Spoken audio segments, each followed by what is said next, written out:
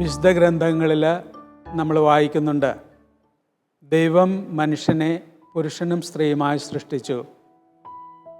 ഈ പുരുഷനും സ്ത്രീയും പരസ്പര പൂരകങ്ങളാണ്, അവരെ ഒരിക്കലും പകരം വയ്ക്കാത്തതുമാണ്.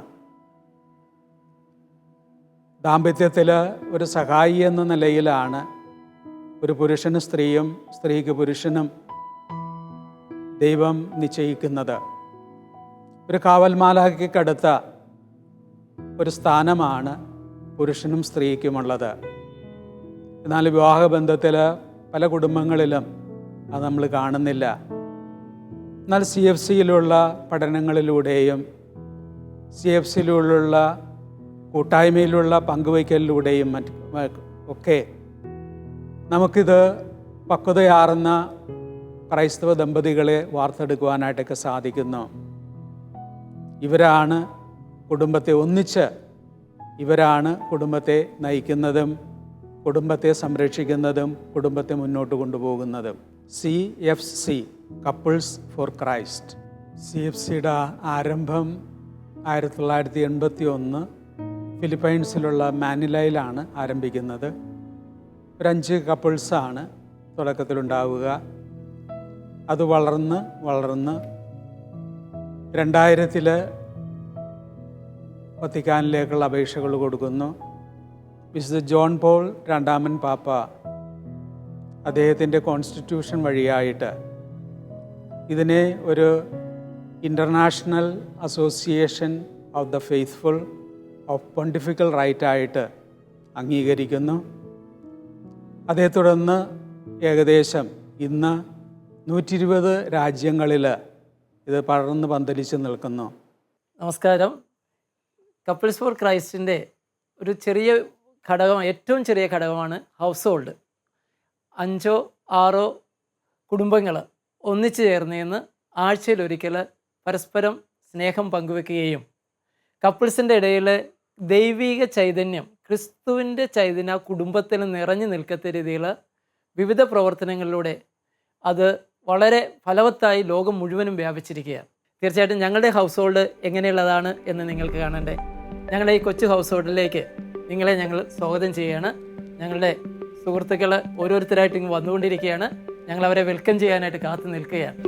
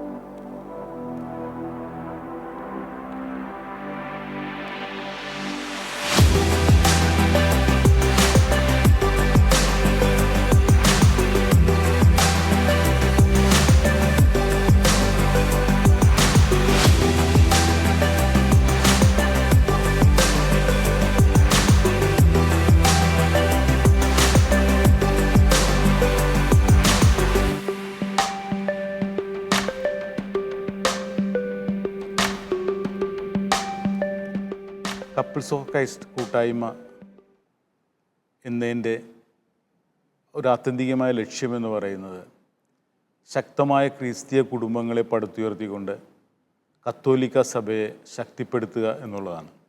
അതുകൊണ്ട് തന്നെ CFCയുടെ ഒരു ദർശനമെന്ന് പറയുന്നത് പരിശുദ്ധാത്മാവിൽ നിറഞ്ഞ കുടുംബങ്ങൾ ഭൂമിയുടെ മുഖം നവീകരിക്കും എന്നുള്ളതാണ്. CFCയുടെ ഒരു ദൗത്യം ഗാർഹിക സഭ പണിയുക, പാവങ്ങളുടെ സഭ പണിയുക എന്നതാണ്. ഇതിൻ്റെ ഏറ്റവും മനോഹരമായ ഒരു ഘടകമാണ് ഞങ്ങളുടെ ഹൗസ് ഹോൾഡ് കൂട്ടായ്മകൾ. 5-6 ദമ്പതികൾ ഒന്നിച്ച് ഓരോ ഭവനങ്ങളിലും ആഴ്ചതോറും ഒന്നിച്ചു കൂടുകയും പ്രാർത്ഥിക്കുകയും അവരുടെ ജീവിതം ഷെയർ ചെയ്യുകയും പരസ്പരം പങ്കുവയ്ക്കുകയും ചെയ്യുന്ന ഒരു മനോഹരമായ അനുഭവത്തിലൂടെയാണ് ഈ ഹൗസ് ഹോൾഡ് കൂട്ടായ്മകൾ കടന്നു പോകുന്നത്.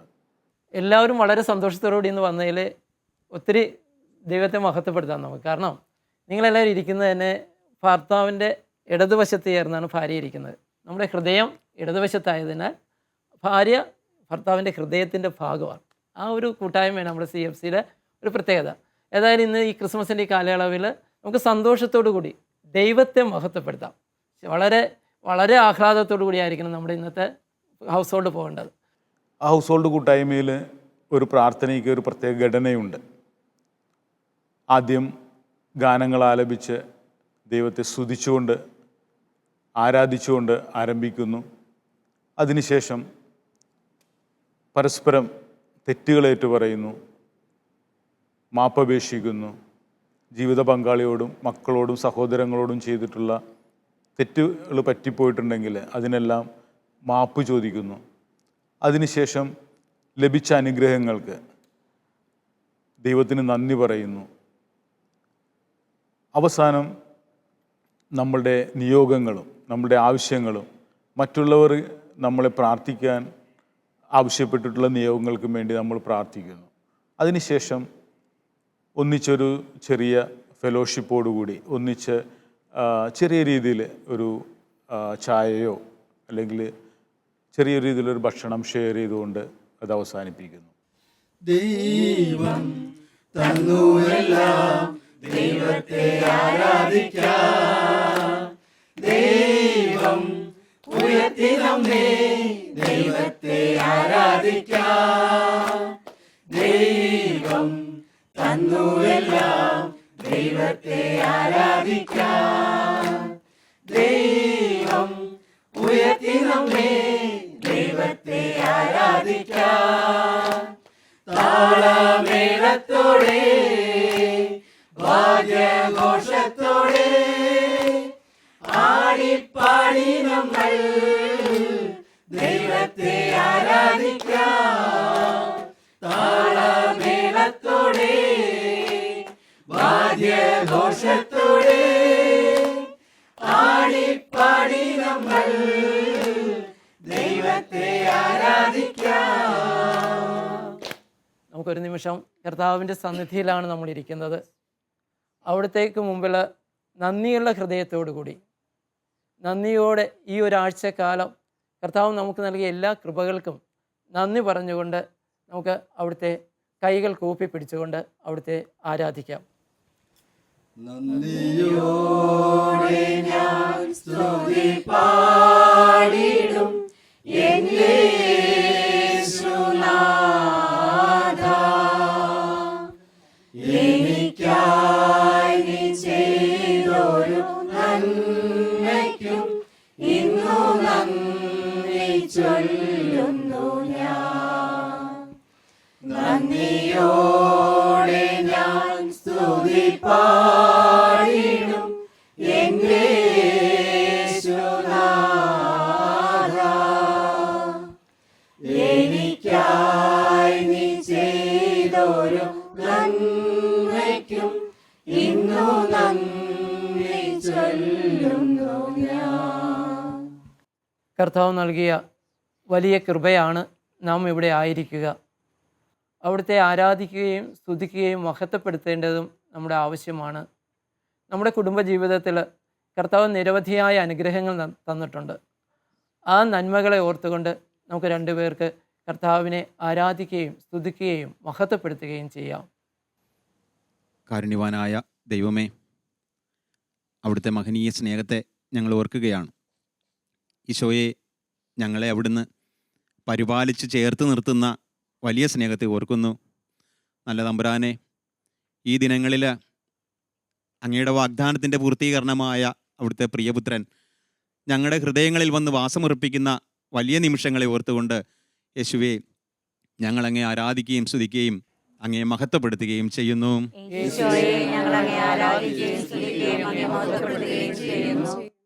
സ്നേഹനിധിയായ ഈശോയെ, എളിമയുടെ മാതൃകയായി കാലിത്തൊഴുത്തിൽ പിറന്ന അങ്ങ് കാണിച്ചു തന്ന എളിമയും സ്നേഹവും മറ്റുള്ളവർക്ക് പകർന്നു കൊടുക്കുവാൻ ഞങ്ങളെ അനുഗ്രഹിച്ച നിമിഷത്തെ ഓർത്ത് ഞങ്ങൾ അങ്ങേ ആരാധിക്കുകയും സ്തുതിക്കുകയും മഹത്വപ്പെടുത്തുകയും ചെയ്യുന്നു.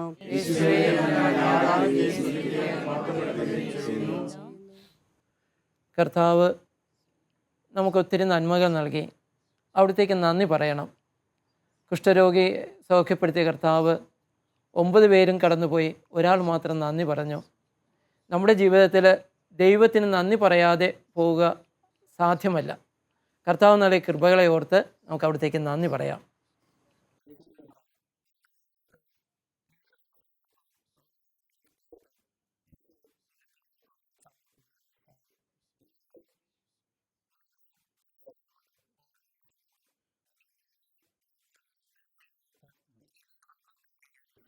യേശുവേ, ഞങ്ങൾ അങ്ങേക്ക് നന്ദി പറയുന്നു.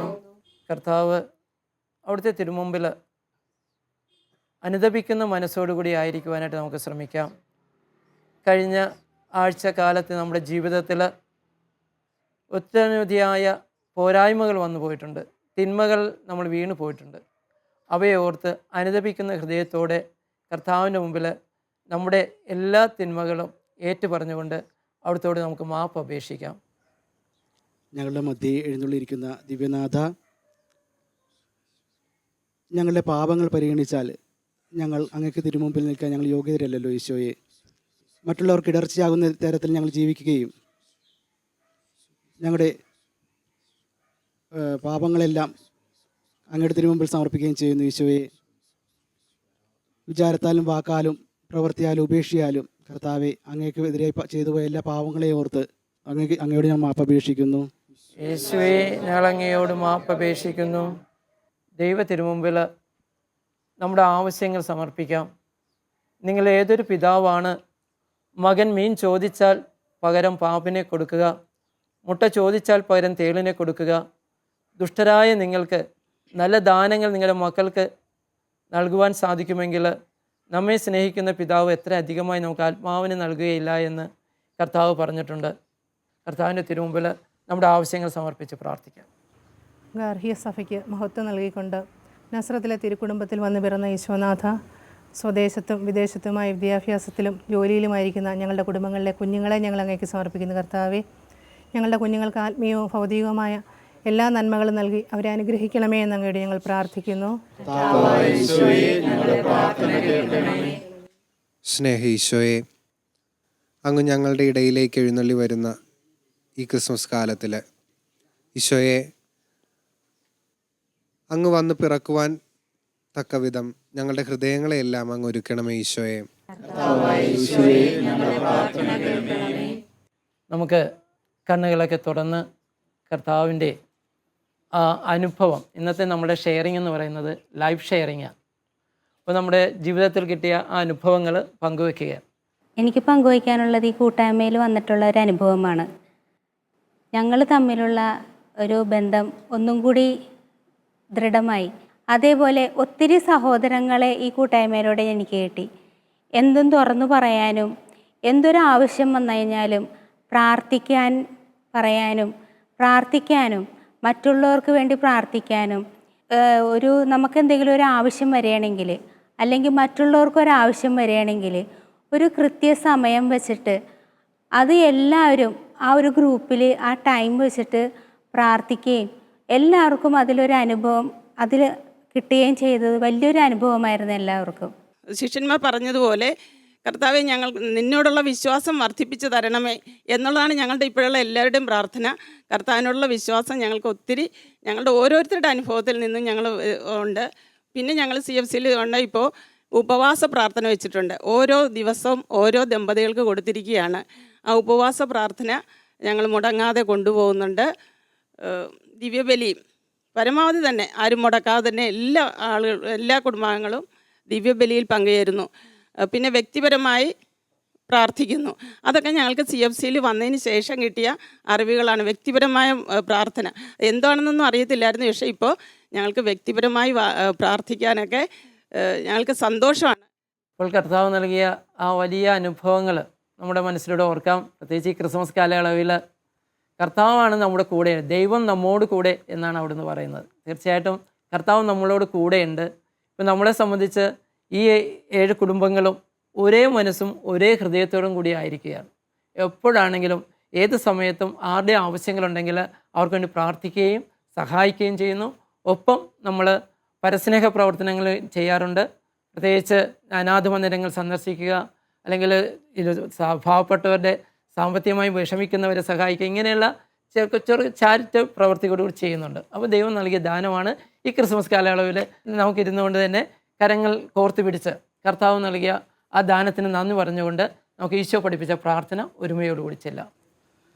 സ്വർഗ്ഗസ്ഥനായ ഞങ്ങളുടെ പിതാവേ, അങ്ങയുടെ നാമം പൂജിതമാകണമേ, അങ്ങയുടെ രാജ്യം വരണമേ, അങ്ങയുടെ തിരുമനസ്സ് സ്വർഗ്ഗത്തിലെ പോലെ ഭൂമിയിലുമാകണമേ. അന്നു വേണ്ട ആഹാരം ഇന്ന് ഞങ്ങൾക്ക് തരണമേ, ഞങ്ങളോട് തെറ്റ് ചെയ്യുന്നവരോട് ഞങ്ങൾ ക്ഷമിക്കുന്നത് പോലെ ഞങ്ങളുടെ തെറ്റുകൾ ഞങ്ങളോട് ക്ഷമിക്കണമേ, ഞങ്ങളെ പ്രലോഭനത്തിൽ ഉൾപ്പെടുത്തരുതേ, തിന്മയിൽ നിന്ന് ഞങ്ങളെ രക്ഷിക്കണമേ. ആമേൻ. അമ്മേ മാതാവേ, അമ്മയുടെ വിമല ഹൃദയത്തിലേക്ക് ഞങ്ങളെ സമർപ്പിക്കുന്നു. കൃപയുടെ നിറകുടമായ അവിടുന്ന് ദൈവപുത്രൻ ഞങ്ങളുടെ ഹൃദയങ്ങളും വന്ന് വസിക്കുവാൻ തക്ക വിധം അമ്മ ഞങ്ങൾക്ക് വേണ്ടിയിട്ടെന്നും പ്രാർത്ഥിക്കണമേ. മാലാഖ അങ്ങയെ ഭാഗ്യവതി എന്ന് പ്രകീർത്തിച്ചതുപോലെ അമ്മയുടെ മക്കളായ ഞങ്ങളും അങ്ങയെ മഹത്വപ്പെടുത്തുന്നു. നന്മ നിറഞ്ഞ മറിയമേ സ്വസ്തി, കർത്താവ് അങ്ങയുടെ കൂടെ സ്ത്രീകളിൽ അങ്ങ് അനുഗ്രഹിക്കപ്പെട്ടവളാകുന്നു. അങ്ങയുടെ ഉദരത്തിൻ ഫലമായി ഈശോ അനുഗ്രഹിക്കപ്പെട്ടവനാകുന്നു. പരിശുദ്ധ മറിയമേ തമ്പുരാന്റെ അമ്മേ, പാപികളായ ഞങ്ങൾക്ക് വേണ്ടി ഇപ്പോഴും ഞങ്ങളുടെ മരണസമയത്തും തമ്പുരാനോട് അപേക്ഷിക്കണമേ. ആമേൻ. പിതാവിൻ്റെയും പുത്രൻ്റെയും പരിശുദ്ധാത്മാവിൻ്റെയും നാമത്തിൽ ആമേൻ. ഈശോ മിശിഹായ്ക്ക് സ്തുതിയായിരിക്കട്ടെ. ഇതൊരു മനോഹരമായ കൂട്ടായ്മയാണ്. ഇതിലൂടെയാണ് ആ ദമ്പതികൾ ഒന്നിച്ച് ആ ഒരു കുടുംബമായിട്ട് വളരുന്നത്. അതുപോലെ തന്നെ ഇത് ദമ്പതികൾക്ക് വേണ്ടി മാത്രമായിട്ടുള്ള ഒരു കൂട്ടായ്മ മാത്രമല്ല. 13 വയസ്സ് വരെയുള്ള കുട്ടികൾക്കായിട്ട് കിഡ്സ് ഫോർ ക്രൈസ്റ്റ് കൂട്ടായ്മയുണ്ട്. 21 വയസ്സുള്ള യുവാക്കൾക്കായിട്ട് യൂത്ത് ഫോർ ക്രൈസ്റ്റ് കൂട്ടായ്മയുണ്ട്. 21 വയസ്സിന് ശേഷം വിവാഹം കഴിക്കുന്നവരെ സിംഗിൾസ് ഫോർ ക്രൈസ്റ്റ് കൂട്ടായ്മയുണ്ട്. അതിനുശേഷം വിവാഹം കഴിക്കാത്തവർക്കായിട്ട് സർവൻസ് ഓഫ് ലോഡ്, പുരുഷന്മാർക്ക് വേണ്ടിയും സ്ത്രീകൾക്ക് വേണ്ടിയും ഹാൻഡ് മെയ്ഡ്സ് ഓഫ് ലോഡ്. അങ്ങനെ വോം ടു ടോംബ് ഒരു ശുശ്രൂഷയാണ് ഈ കപ്പിൾസ് ഓഫ് ക്രൈസ്റ്റിലൂടെ നമുക്ക് ലഭിക്കുന്നത്. CFCയിലേക്ക് പുതിയതായിട്ട് വന്ന ഏറ്റവും അവസാനത്തെ ഇടവകയാണ് മുണ്ടമ്പേലി ഇടവക. അതിൽ വന്നപ്പോൾ എനിക്ക് വലിയൊരു സന്തോഷമായിട്ട് തോന്നുന്നത്, ഒത്തിരി ശുശ്രൂഷ മേഖലകളിൽ ഒത്തിരി കൂട്ടായ്മയിലൊക്കെ ഉണ്ടായെങ്കിലും ഒരുമിച്ച് ഭാര്യയുമായി ഒരുമിച്ച് പള്ളിയിൽ വരാനും ഈശോയുടെ അൾത്താരയിൽ നിന്ന് തുടങ്ങിയൊരു ജീവിത പങ്കാളിയുമായിട്ട് ഇന്നും ഒരുമിച്ച് ഈ പള്ളിയിൽ വരാനും പ്രാർത്ഥിക്കാനും CFCയിലൂടെ സാധിച്ചു. അതുപോലെ തന്നെ വീട്ടിലാണെങ്കിലും വചനമൊക്കെ വായിക്കുമ്പോൾ പിള്ളേരുമായിട്ട് ഒരുമിച്ച് ഷെയർ ചെയ്യാനും അത് വലിയൊരു അനുഭവമായിട്ട് തോന്നുന്നു. അപ്പോൾ നമ്മൾക്ക് ക്രിസ്മസാണ്, കേക്ക് മുറിക്കണം. വളരെ സന്തോഷമുണ്ട് എല്ലാവരും കൂടി വന്ന് ഒത്തിരി ഇതായിട്ട് നമുക്ക് എല്ലാം തിരക്കുള്ള സമയമെല്ലാം മാറ്റി വെച്ചുകൊണ്ട് നമ്മുടെ ഈ ആഘോഷത്തിൽ എല്ലാവരും പങ്കെടുക്കുകയാണ്. പ്രത്യേകിച്ച് നമ്മുടെ ഹെഡായ മാർട്ടിൻ ബ്രദർ വന്നിട്ടുണ്ട്. മാർട്ടിൻ ബ്രദറിനെയും അതുപോലെ കുഞ്ഞുമോൻ ബ്രദറിനെയും നമ്മൾ ഈ കേക്ക് മുറിക്കുന്ന ചടങ്ങിലേക്ക് നമുക്ക് ക്ഷണിക്കാം.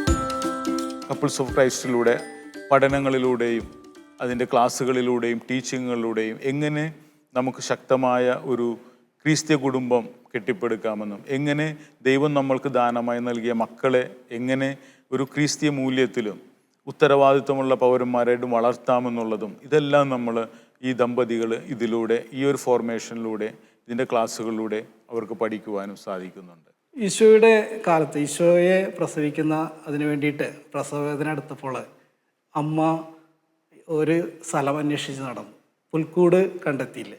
എന്നുപോലെ ഇന്നും നമ്മുടെ ജീവിതങ്ങളിൽ നമ്മുടെ കുടുംബങ്ങളിൽ കർത്താവ് യേശുവിൽ വിശ്വസിച്ചാൽ നീ നിന്റെ കുടുംബവും രക്ഷ പ്രാപിക്കുമെന്ന് അപ്പോസ്തല പ്രവർത്തനം 16-ാം അധ്യായത്തിലെ 31-ാം തിരുവചനം വായിക്കുമ്പോൾ നമ്മുടെ കുടുംബങ്ങളിൽ ഈശോയെ എങ്ങനെ എത്തിക്കാം, നമ്മുടെ കുടുംബങ്ങൾ ഒരുമിച്ച് സന്തോഷത്തിലും സന്തോഷത്തിലും ദുഃഖത്തിലും അതുപോലെ ദാരിദ്ര്യത്തിലും സമ്പത്തിലും രോഗത്തിലും അനാരോഗ്യത്തിലും ഒക്കെ ഒരുമിച്ച് ജീവിച്ചോളാമെന്ന് നമ്മൾ ഈ വിവാഹം എന്ന കൂദാശയിൽ ഒരു ഉടമ്പടി എടുത്തില്ലേ, അതൊക്കെ ഒന്ന് ഓർത്തുകൊണ്ട് നമ്മുടെ കുടുംബത്തെ ഏറ്റവും പരിശുദ്ധമായിട്ട് ഈ കൂദാശയുടെ ആ ഒരു പവിത്രതയിൽ കാത്തു പരിപാലിക്കാനായിട്ട് CFC ഏറ്റവും മനോഹരമാണ്.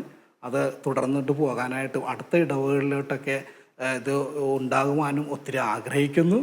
ദൈവം പ്രത്യേകിച്ച് ഈ കാലഘട്ടത്തിൽ വിവാഹം എന്ന കൂദാശയ്ക്ക് എത്രമാത്രം പരിശുദ്ധി കൊടുക്കാമെന്ന് അടുത്ത തലമുറയ്ക്ക് കാണിച്ചു കൊടുക്കാനുള്ള വലിയൊരു ദാഹം, ഈശോയുടെ ആഗ്രഹം, ഈ ചെറിയവരിൽ ഒരുവൻ പോലും നശിച്ചു പോകരുതെന്ന് ആഗ്രഹിക്കുന്ന ഈശോ പ്രത്യേകിച്ച് ഈ ക്രിസ്മസ് കാലത്ത് അവിടെ നിന്ന് നമ്മുടെ ഉള്ളിൽ വന്നിട്ട് പിറക്കാനായിട്ട്, നമ്മുടെ ഉള്ളം പരിശുദ്ധമായിട്ട് അവിടത്തേക്ക് കൊടുക്കാനായിട്ട് നമുക്ക് ഒരുങ്ങാം.